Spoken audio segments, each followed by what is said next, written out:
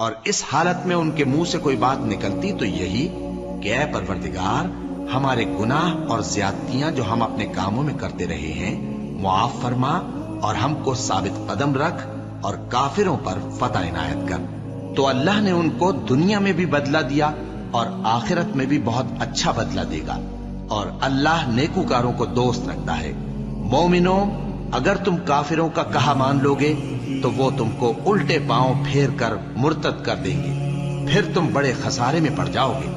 یہ تمہارے مددگار نہیں ہے بلکہ اللہ تمہارا مددگار ہے، اور وہ سب سے بہتر مددگار ہے۔